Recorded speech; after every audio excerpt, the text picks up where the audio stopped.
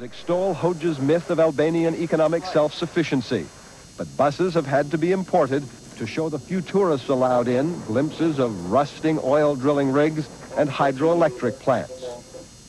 The reality is that Albania remains the poorest country in Europe. Despite the pictures of a better life received on TV and radio from neighboring countries, older Albanians seem resigned to their isolated existence. But youngsters welcome contact with foreigners.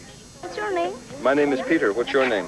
My name is Erda. English is the dominant foreign language taught today. Students are warned not to talk with tourists about politics or other sensitive topics, but it seems inevitable that contact like this will eventually fuel a desire for greater freedom. No one is suggesting yet that there are cracks in the communist kingdom Hoxha built, but while the rest of Eastern Europe moves, however uncertainly, toward reform, Albania's future could be much more like its unfortunate past. Peter Kent, NBC News, Albania. It wasn't forever Hoxha, we might have become the seventh republic of Yugoslavia. While the cities supported the Democratic Party, the countryside supported the Party of Labor.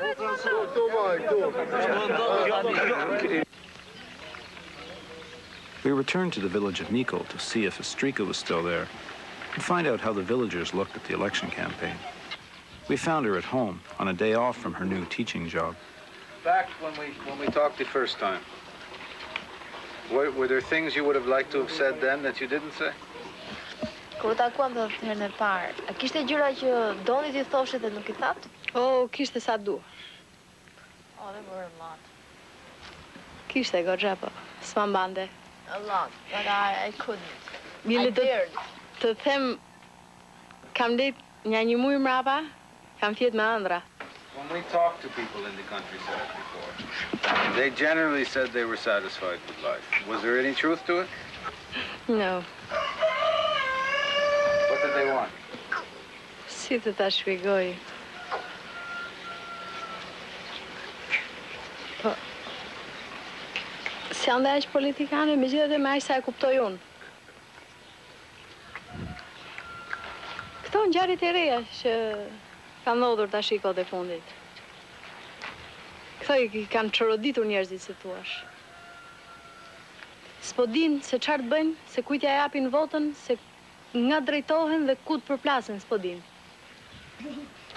Who does she think most people in the village are going to vote for? Për kë mendoni që do të votojë shumica e fshatit? Partinë e punës? Pjellej. Why? Partinë e punës. Ka rënjët e thella partia e punës te nga ne, nga fshatrat sidomos. Aq më shumë tash që u dha dhe tokë, u dha dhe këto. Merit e partisë punës. Most villagers opposed the free buying and selling of land advocated by the Democratic Party, fearing a return to the days where a few big landlords controlled the countryside.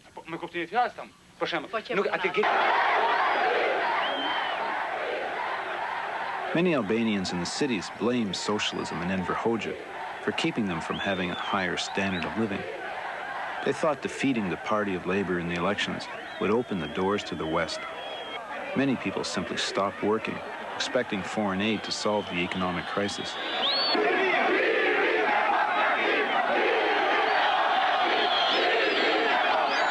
The parties made their final television presentations.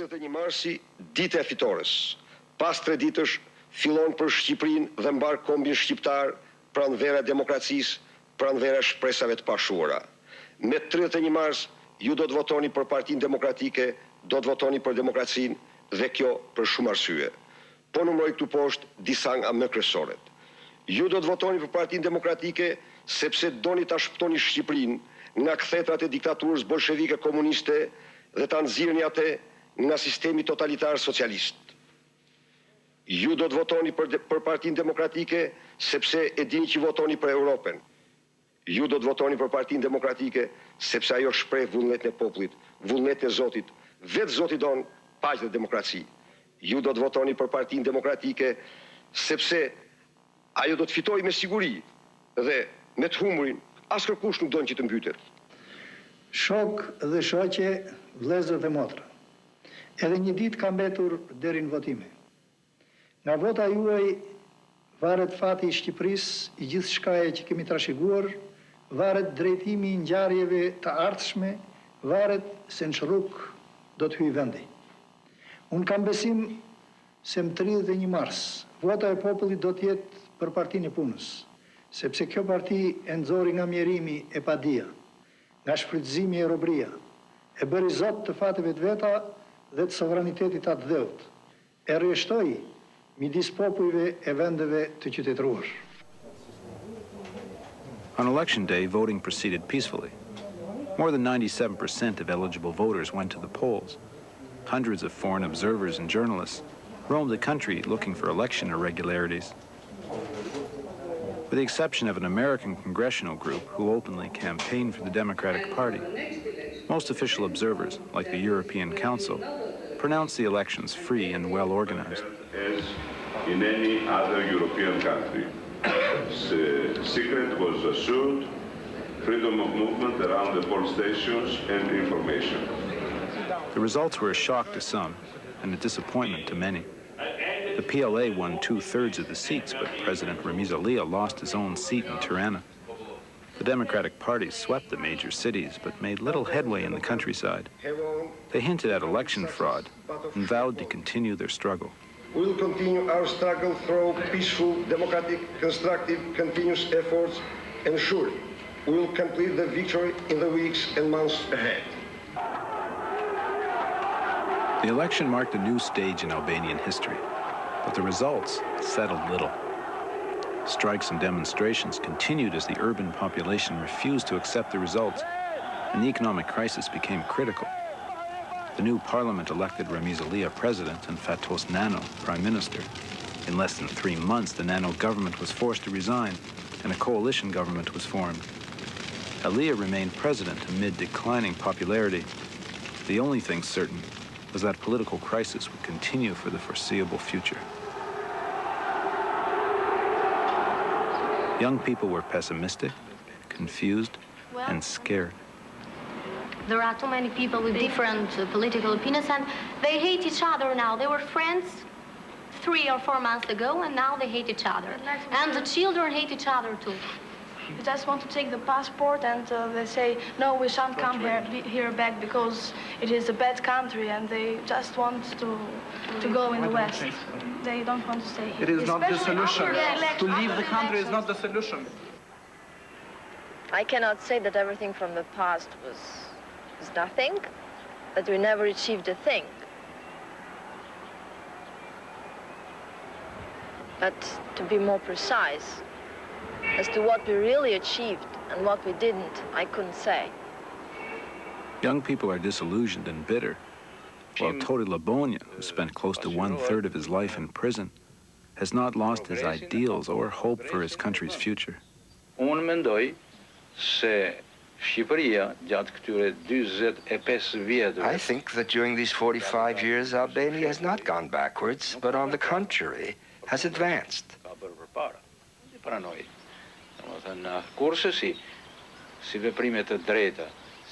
But I do not believe that the repression of the 1970s was justified, that it was done for the sake of socialism, of Albania, of its independence. The people who were persecuted were not foreign agents.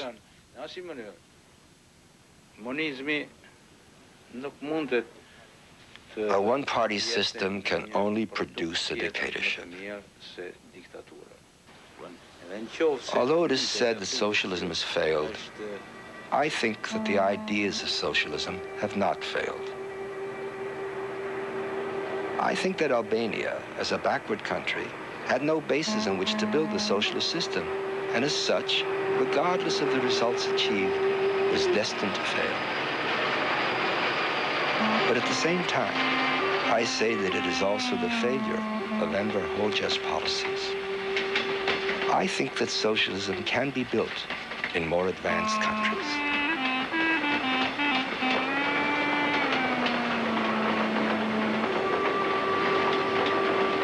Led by the Party of Labor, peasants took a land that knew only illiteracy and ox carts and built railroads and schools. The accomplishments people were so proud of were real. The disillusionment was that they could not go farther.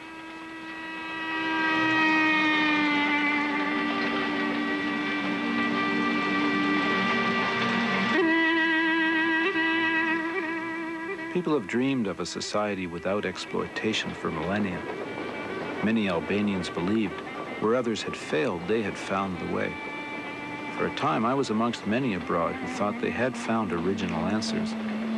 But socialism in Albania became too much of a utopian, almost religious vision, with all the fervor, excesses, and exaggerations such faith creates. Harsh realities must be recognized, and clearly Albania was too small to go it alone, the economy too primitive, the forces opposing such a new society too strong, the mistakes by its leaders too grave.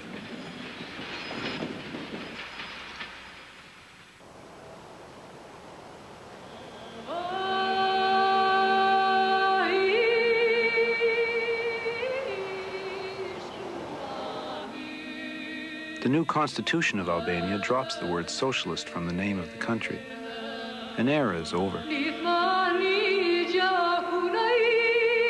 I still believe we saw glimpses of something really new. The caliber of many people produced by this society was exceptional.